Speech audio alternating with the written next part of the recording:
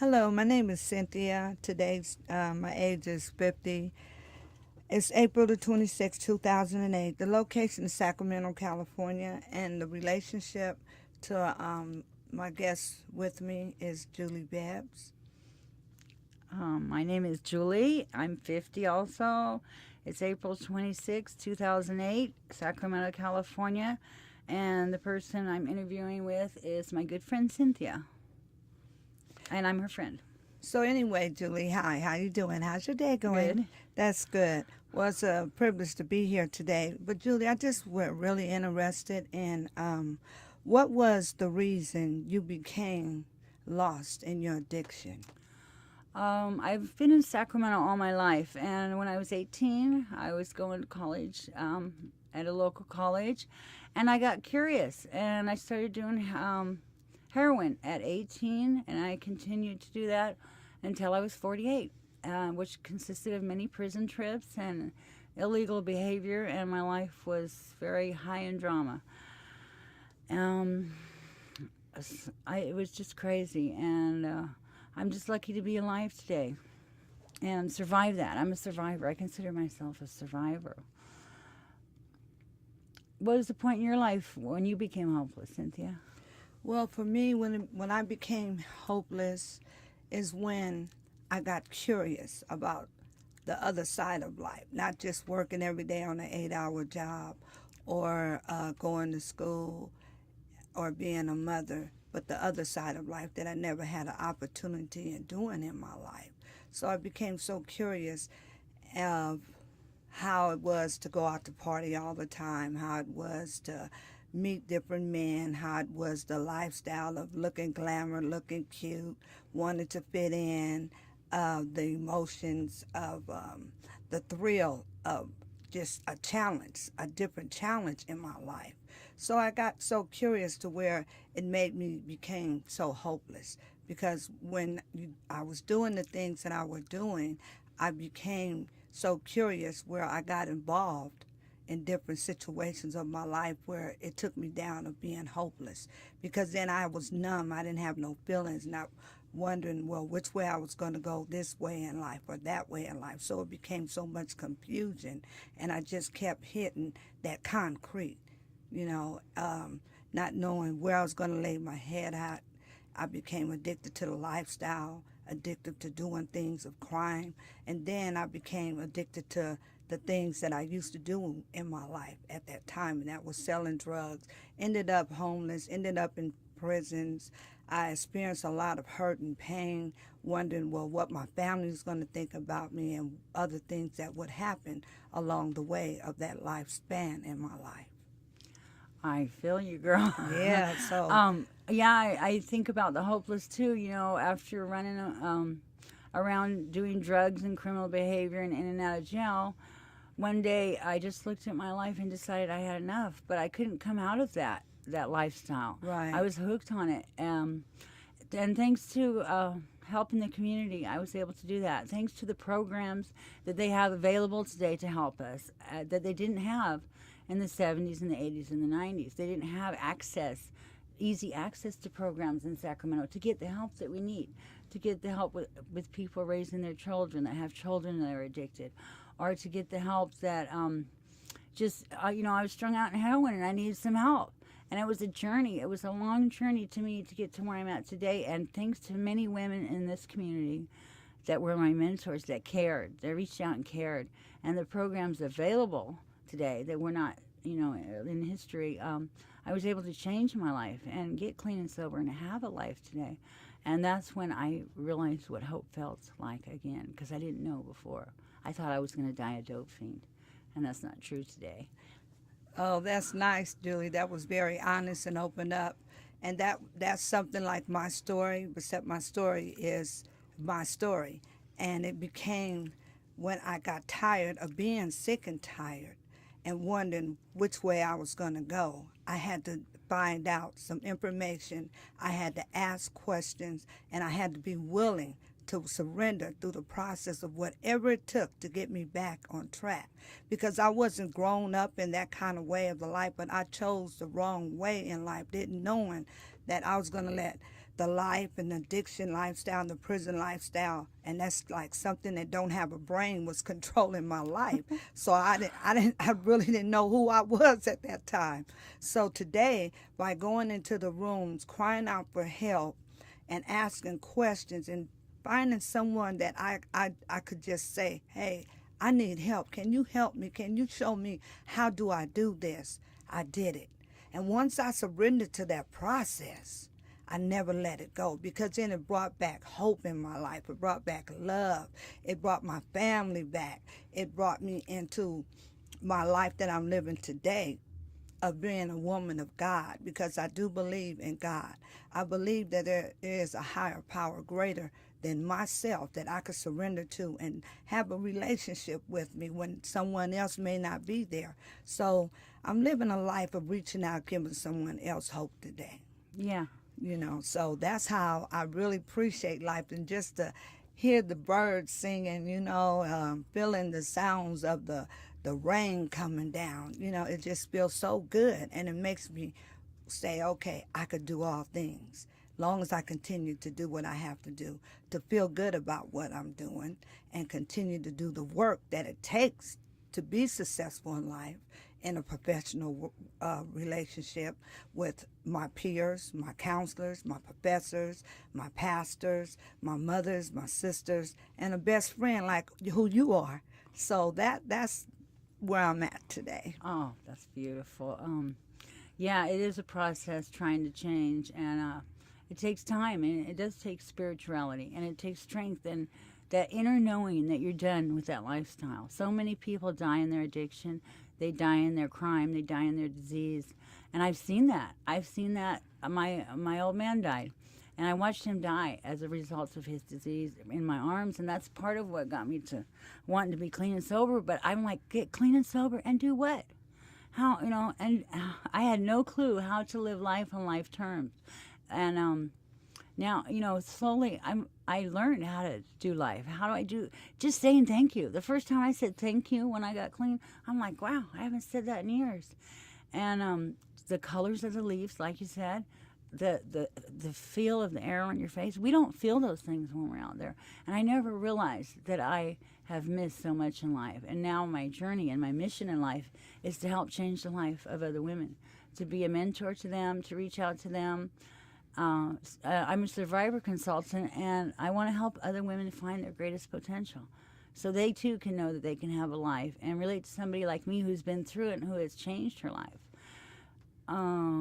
I never dreamed that the life of my wildest dreams would be so happy as it is today, and this beautiful life lives inside of me. It lives in my soul. I'm happy everywhere I go. Jude, that is so nice. I love the way you put that. You're happy everywhere you go. And that's a gift. A gift comes by being who you are, what you know you can do, and how you can do it. When you finally make that up in your mind and choose the right decision making, the right atmosphere, choosing the right company.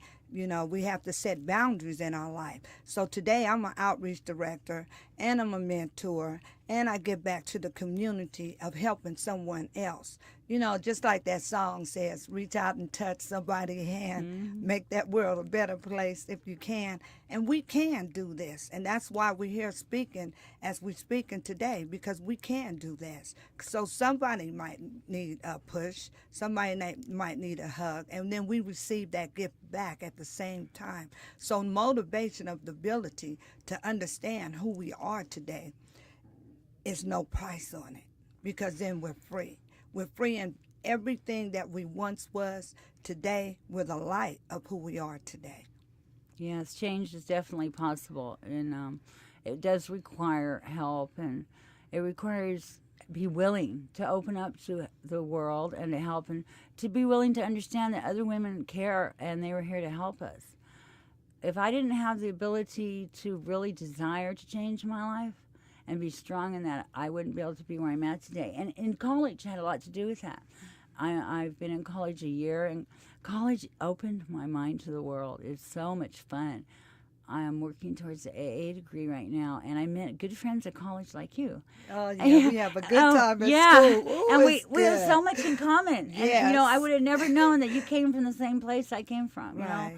And so we look at the world differently, but it's all of our things that were liabilities and when we were out there in the life in the fast lane are now assets in our life because we see the world different, and we're able to help people with that insight, you know. And we can feel sometimes when people are in pain or people need help and relate to them.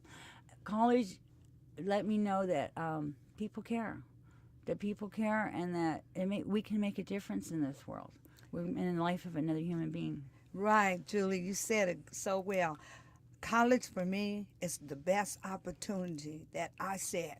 I need something positive to do once I became to know what hope is. So I said, okay, I'm going to go to school. I'm going to take up some classes. I'm going to renew my mind to have my mind working in a positive way because the mind is a terrible thing to waste. So by going to school and getting an education, it teaches me the wholesome of life, that not just in college, or when I'm at college, but when I leave college, I still stay into my ethics. I still stay into my discovery. I still stay into knowledge and the power of the gifts, that everything I do, it has a purpose for it. So I had experienced something that I never had. If I want something I never had, I have to do something I never did. So I surrendered. For we have the power. We have the power to set ourselves free of negative thoughts, patterns, and behaviors. You have the power to imagine the best of yourself and your world, and then to immediately take steps in the right direction. You have the power to raise above the meaningless, pretty distractions that can waste so much time and steal so much energy. You have the power to fill your moment, your life, and your awareness with the things that you have real and lasting meaning. You have the power to be the best no matter what circumstances. You have the power to move forward no matter what setbacks or obstacles may block your path. You have the power to live true in the highest vision of how life can be.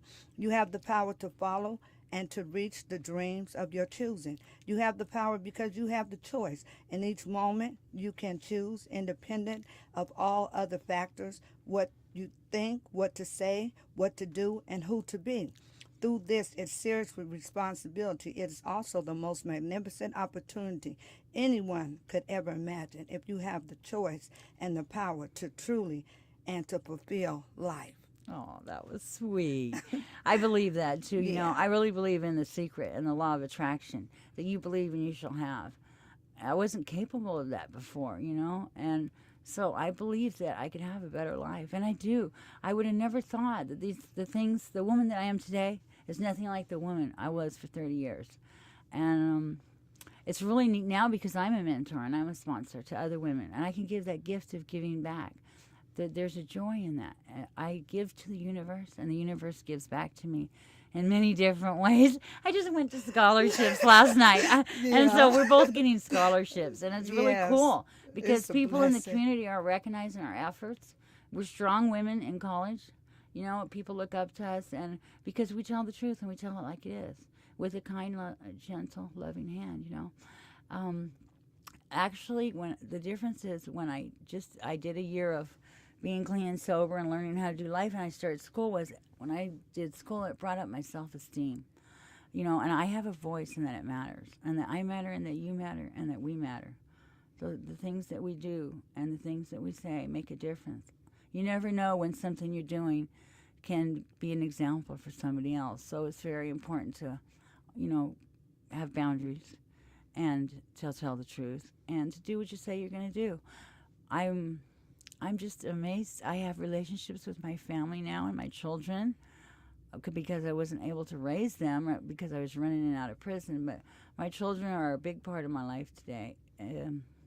It's like the sky's the limit, you know. I'm going to graduate a year, and I'm thinking I'm going to get a bachelor's degree next because school's so much fun. Plus, you know, when I just want a bachelor's degree for me, so it'll make me feel like I really accomplished something. And Julie, you know, that's the key words that you said with so much hope in it. When you said it's for me, because if we don't do it for us, then we won't be complete.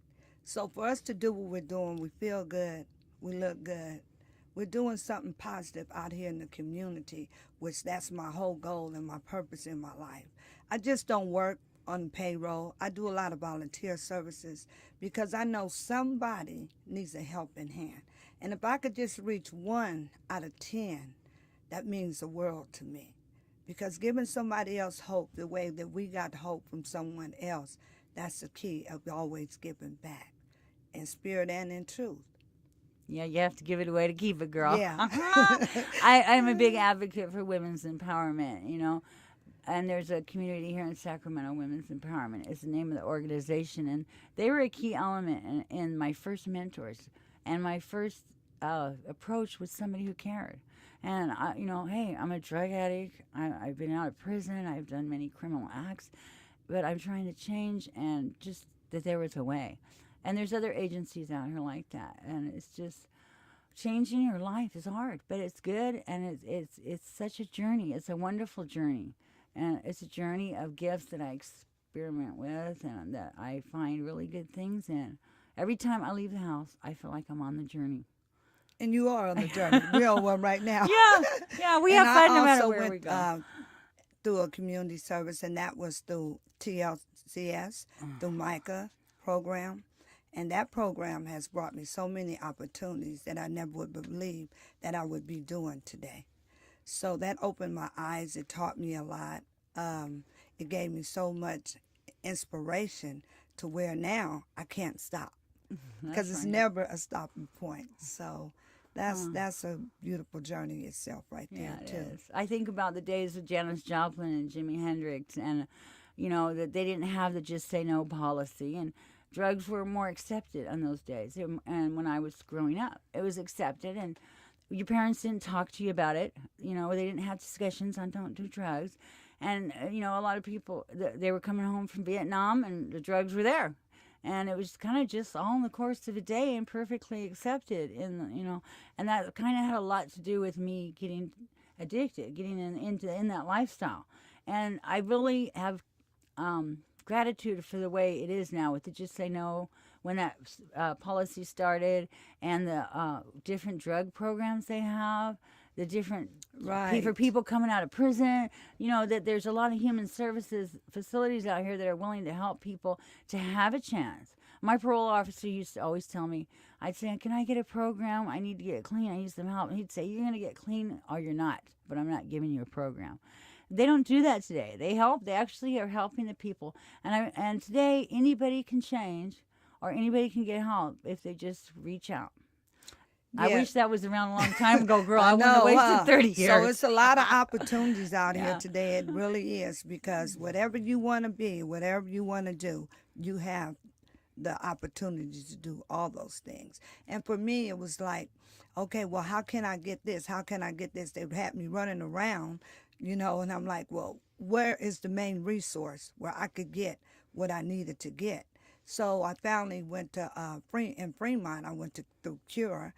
It's an excellent program, and I became staff in training. I went to school, got my domestic violence, because I went through different abuse, but it wasn't just physical abuse. It was more of a mental abuse, So I learned the skills at that time, and I said, okay, I won't look back at that situation. So that's what kept me in the boundaries where I am today. But then sometimes we all go through our loneliness. It's appeared in our lives. I know you can understand this, Julie. We go through loneliness, and, we like, okay, well, I need comfort from somebody. So that's why I'm thankful that I have a friend like you, because when I'm in need of someone to cry on their shoulder, to reach out, or if I have a question about school or my class assignments, you're always there for me.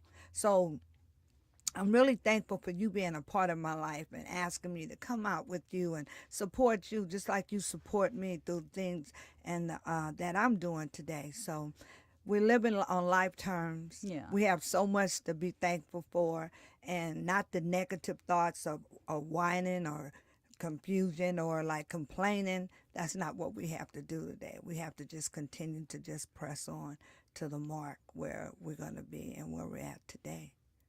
I think friendship is important. It really is, and I'm grateful you're my friend too, because you're a positive influence in my life. When I do my outreach work, I work with the population in Sacramento of prostitution, and I get to see the front lines of the disease, of the drugs, the lifestyle, the craziness in that. And I remember where I came from when I look at those women. I'm so grateful to be able to be there to help them. And on the front lines, when I'm at work and I see those things, and I see women selling their bodies and doing whatever they're doing to get their drugs, my heart goes out to them. And my soul's desire is to help those women, to offer out a hand and say, hey, I used to be just like you, and I'm here to show you that you can do something different. And with having friends like you in my life, it's just really good. I need those things, but I didn't know what a friend was when I was out there using and running amok, and everybody that in my life, we were all just using each other. I had no idea how to be a friend or what it took. The women in recovery showed me those things, and then when somebody came in my life that was capable and qualified to want to be a good friend, and that was true and honest like you, it was just like it happened. Oh, God thank you, Julie. Yeah, girl, God puts people Thank in our you. life That for a is reason. so nice. I'm really honored that you're in my life, and especially because we're Yes. doing this school journey together, and we can talk about school, and we can talk about ethics, and we can talk about rights, and we can talk about human services. We can talk about English. Yeah. I love helping people with English. Yes. And who would have thought that, I was a hooker on the corner, and now that I'm a tutor in a college composition English class, and I'm doing really good in English. I never would have thought those things were possible.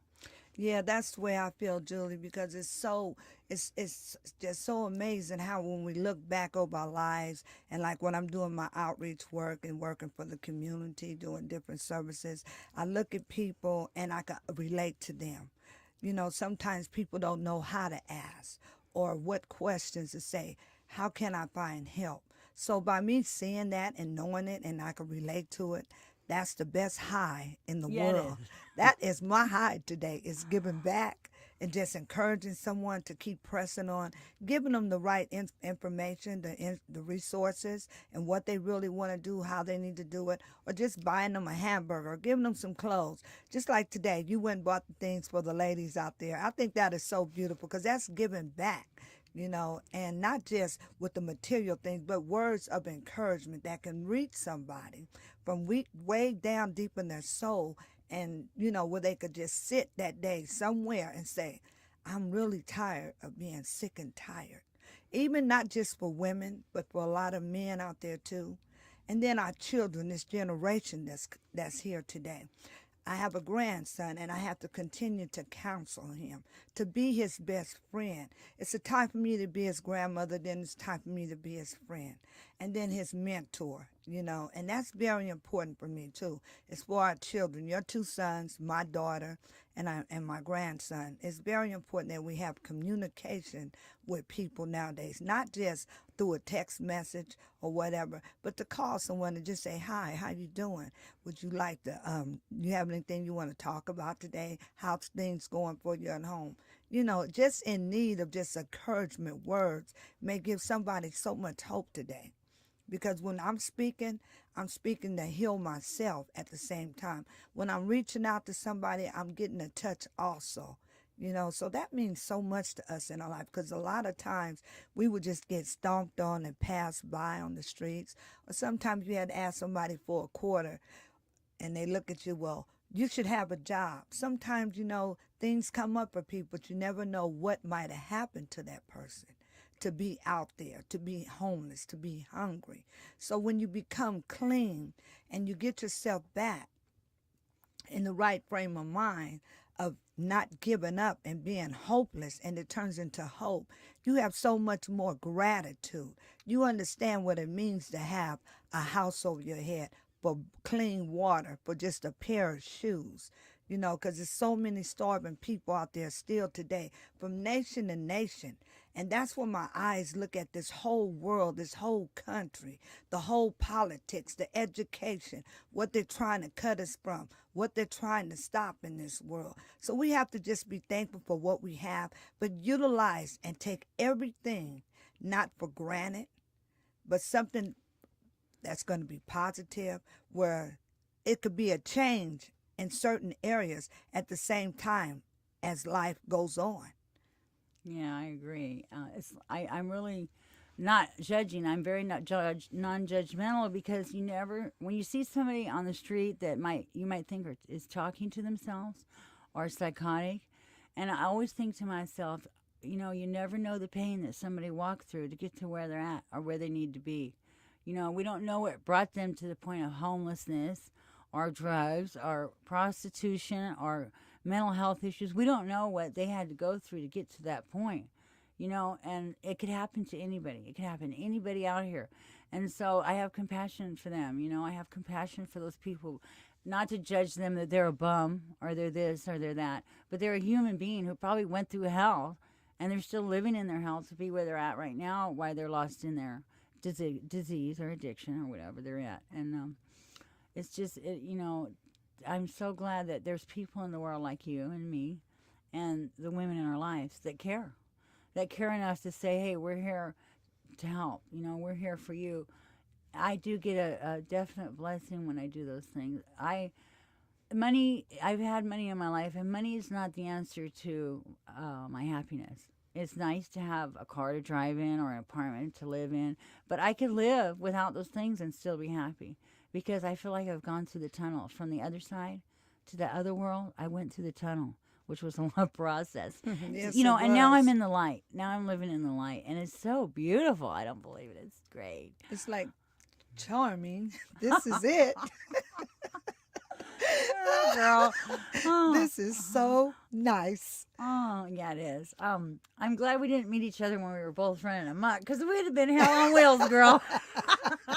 But today, Yeah. we can say that we're doing something that we thought we would never do before. And we're experiencing life through a lot of different beautiful, awesome ways that we never thought we would be at also today. And communication is the key to success. Understanding the knowledge and the power behind the gift that we have and where we come from is more than what the eyes can even see or imagine. Yeah. So that's a very touching and a very awesome feeling when we could say, okay, we've done this. We know what it feels like to say we've done this by doing our own footwork. It wasn't handed to us. We can't buy it. It's not gold. It's more than gold. It's life. And that's what we are today. And that's who we live for, is life, for other people's life as well as our own. Do you mind each talking a little bit about sort of the women that you were and some of the things you were going through and sort of who you were and how you describe yourself now? Okay. Who I was I was a lost woman that was a heroin and cocaine addict, and a prostitute, and I had no hope. I had no feeling. I had no feeling in the world, and I was going to get whatever I needed to get my drugs, no matter what it took. I didn't care. I had no compassion for other human beings and no feelings. I didn't have the sense of caring about anything or my own life. There were many times when I was close to having my life taken, and I've seen death, and it was just devastating. But at the time when I was that woman, I didn't think it was devastating. It didn't bother me because I was constantly high and constantly moving and trying to get money. For me, I grew up as a young child, and by me growing up as a young child, I learned how to walk. I learned how to talk. But then as I started going to high school and I got married at an early age, my husband was always in the military and going different places. I became with so much confusion because I went through a relationship of abuse, relationship of verbal abuse. He didn't beat me, but the words were so hard and so rational. It gave me so much hurt and pain. So then my back was against the wall, and I really didn't know how to come out. I thought I wasn't never going to be worth anything. So by that, I started experimenting with other things in life that was unhealthy for me, like alcohol. That turned into drugs. And then when I got the taste of the drugs, I started using them full force. I thought it would be okay just for a weekend, just for this day or that day, not knowing that it would control my life and it would make me be a mother that came not a mother, a sister that came not being a sister, a friend that didn't even know what friends were anymore. So I took myself through a process, and the narcotics did, behind lying, cheating, being a manipulator, a thief, being a con, being a prostitute, being someone that I really didn't even know who I was. But that's the part where I can't never take that away, but I made a change in my life to go farther. But it sent me through the pits of hell. I became so unworthy. I became so uncleansed. I became so miserable, and I didn't like who I was. But the drug had you so bound, I didn't know how to come out. I didn't know how to grab on back to the real Cynthia, because I let something that didn't have a brain control my life, and that was the addiction. And then not just addictions of the drugs, but the addiction of the lifestyle that you get into with. And that was really hurtful, and it almost took my life many a times, or OD'd. Many a times I had guns and knife pulled on me. I've been raped. I've been tortured. I was cut. But through it all, I still wanted those drugs. That's how bound it was. It's nothing nice, and that's why I'm probably speaking about this today. It's nothing nice about it, because with a blink of an eye, you may not live to tell a story. You may not be able to come back from that addiction. It's so many times when I went through mental hospitals. My mother would call the hospitals on me, put her away. She needs help. But as soon as I get out, I wanted some more of them drugs. And I really don't know all why, but I know I was full of so much hurt where I didn't know how to let go. For years, I didn't know how to let go of hurt and pain from abusive relationship. That's what took me to the pits of hell, was a verbal abusive relationship, because I felt so uncleansed, and I didn't never know how to get out of that. I didn't know who I was, and that was sad. It was really sad. And at times when I look at myself, I said, man, I can't do this no more. I don't want to do this no more. But drugs will take you to places that you never could say, I won't go there, because I said that before. I said, I won't do that. I'll never be like that. But I was like that. So today, here I am, being clean and sober and just thankful. And, it just really got me to where I didn't know who I was. I remember I used to call the drugs the magic tragic, because at first it seemed all magical, but eventually tragedy came. And I understand what you're saying about being hooked on the lifestyle. I was hooked on the money and the lifestyle just as much as I was on the drugs and the alcohol. And excuse me, it was really hard to break away from that. Even when I got clean and sober, I had a hard time dealing with the lifestyle. It's addicting also. Yes. And we think that we don't know any other way to live. So that's okay, Julie, because at the time, we really didn't know which way to go and how to live, because we got so codependent on that fast money. Yeah. And then, and this is the cold part about this is insanity right here, what I'm going to say.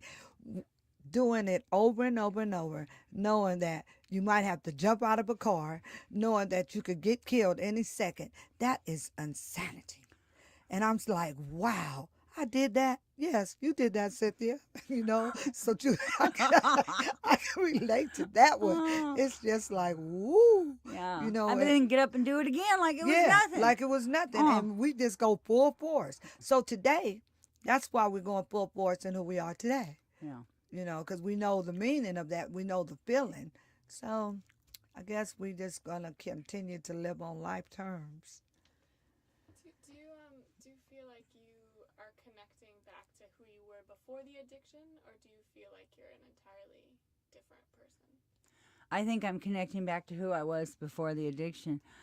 Even though I started at 18 and my emotional growth stopped when I started using, but I was raised in a very good family here in Sacramento, and I was taught the right way to go in the way of my family. I'm the only person in my family that became an addict, and nobody else in my family even smokes a cigarette. So I think I'm going back to the original human being that I was before I started the drugs and the lifestyle, and that my parents did teach me the right way to go. For me, yes, I am the real Cynthia. 'Cause before, I wasn't Cynthia, but today I'm the Cynthia that was born into this world. Because my mother, she was a very awesome woman. My father was an awesome man. I come from a very beautiful background from generation to generation, and I too was the only addict of addiction. I taught my mother and I showed her what drugs looked like. I taught my grandfather, because he had never been inside of jails or prisons. I showed him what it looked like inside a prison, taught him how to make a box, send me a box, whatever it is, while I was doing time. So now today, yes, I am the real Cynthia, because it wasn't like I was born into this or I had to do it.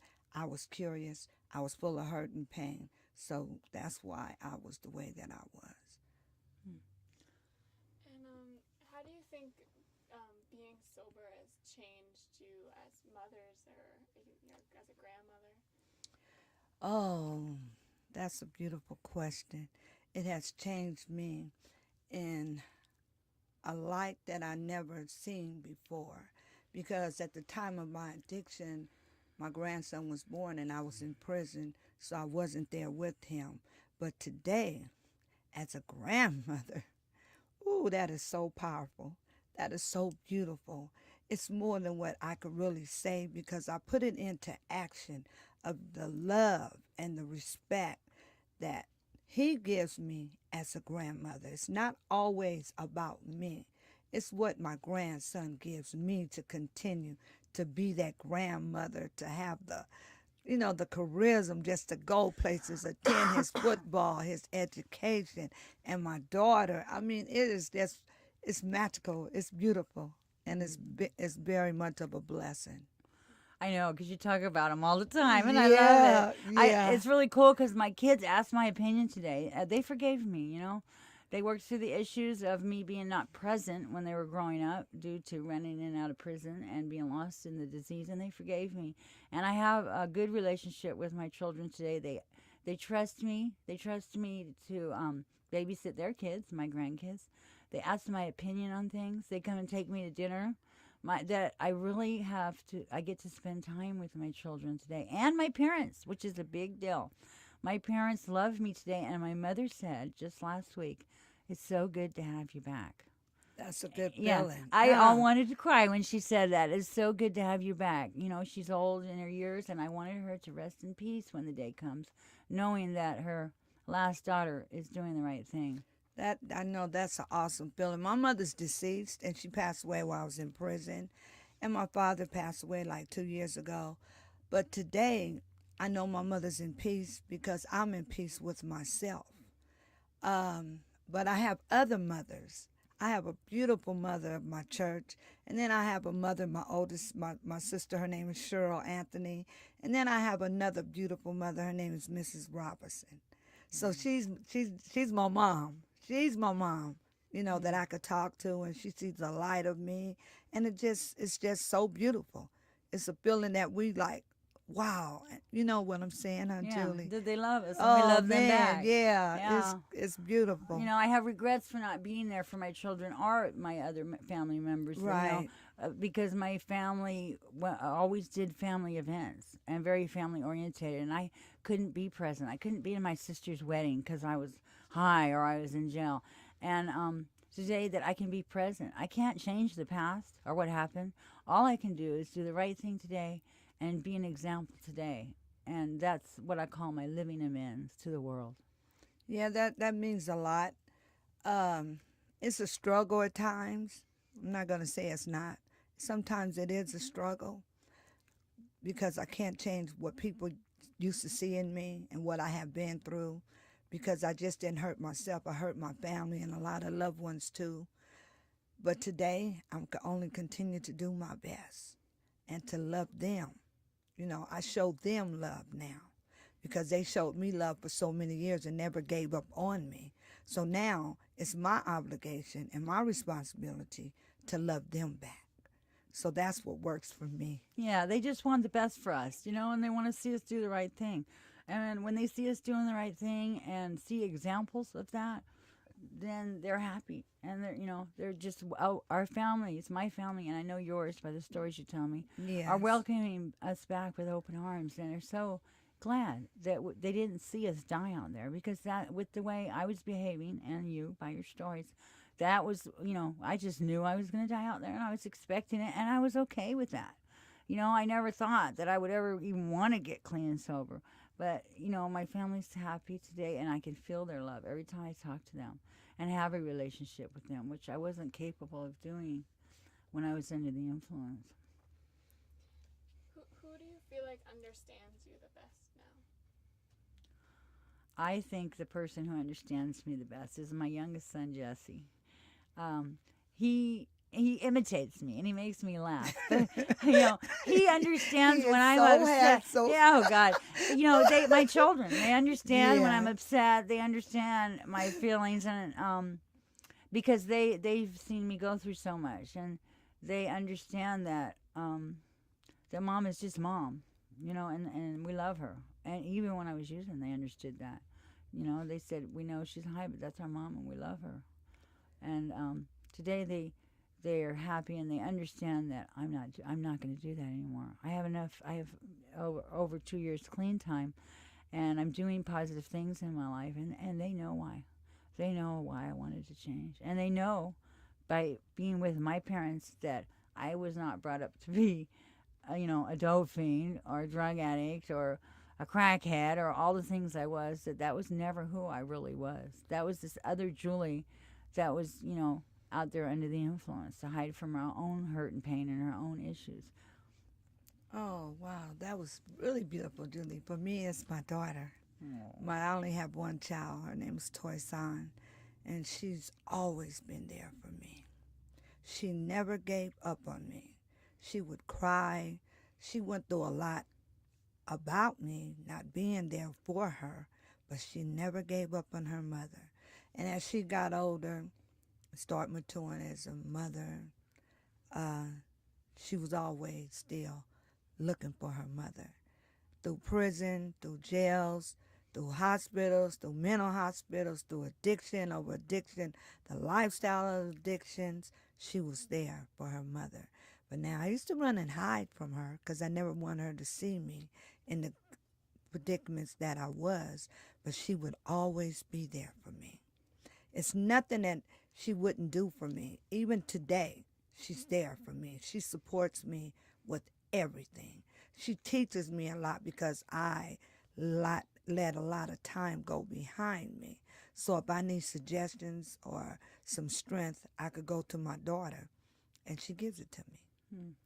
You know, just by her smile. Sometimes she wants to be my mother, and I understand why she wants to be my mother, because she don't want to lose her mother no more. So I let her be my mother, only to a certain extent. That's, you know, I see so what you're saying. They get like that, Yeah. but we got to understand that because they had lost us for so long. But it's a good feeling because that's love. Yeah, it is. That's love for my children. And then I know you always with your sons. Yeah. You know, I'm with my daughter, and we communicate with our children, Julie, and that is so awesome. Yeah, my older son, his name is Dwayne. He says, "Mom, you know, when you're old and can't work, I'm going to take care of you." You know, Aw. and I never thought of it the way you put it. When I remember when I was in prison, my younger son wrote me, and he was about 6 then, or 7, and he wrote me a letter in little childhood writing saying, "Mom, when you come home from prison, Grandma's going to get us an apartment so you can come home and we can take care of you. So I can take care of you." And I thought, this young child is trying to take care of me. And I cried and I saved that letter.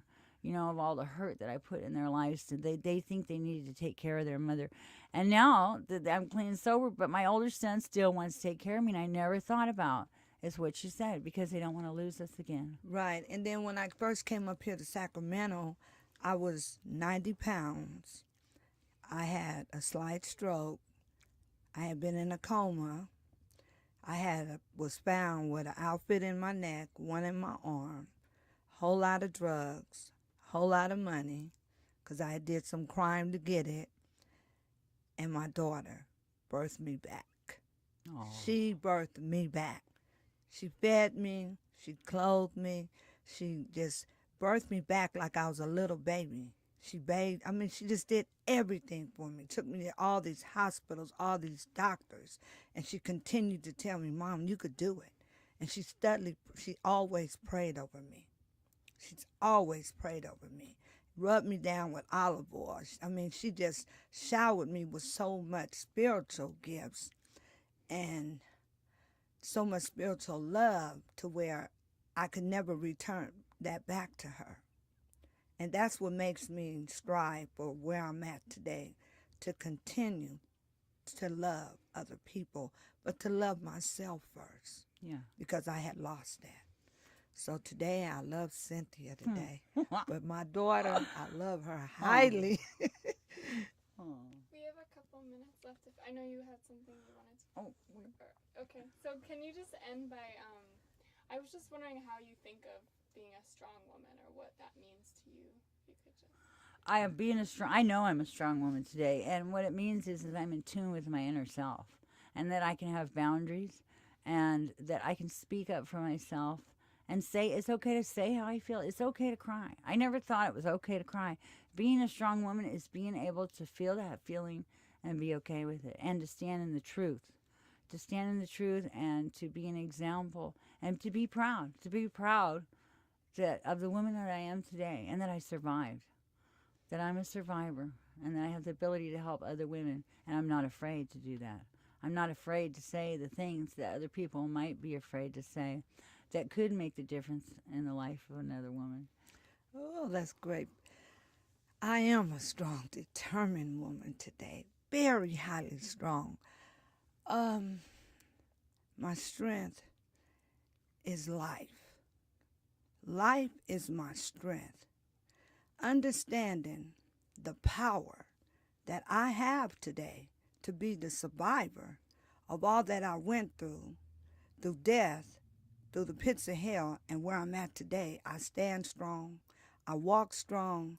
I speak strong. I look strong. I'm bold with authority in a humble way of strength. Strength is my stronghold because I continue to push myself a little more daily.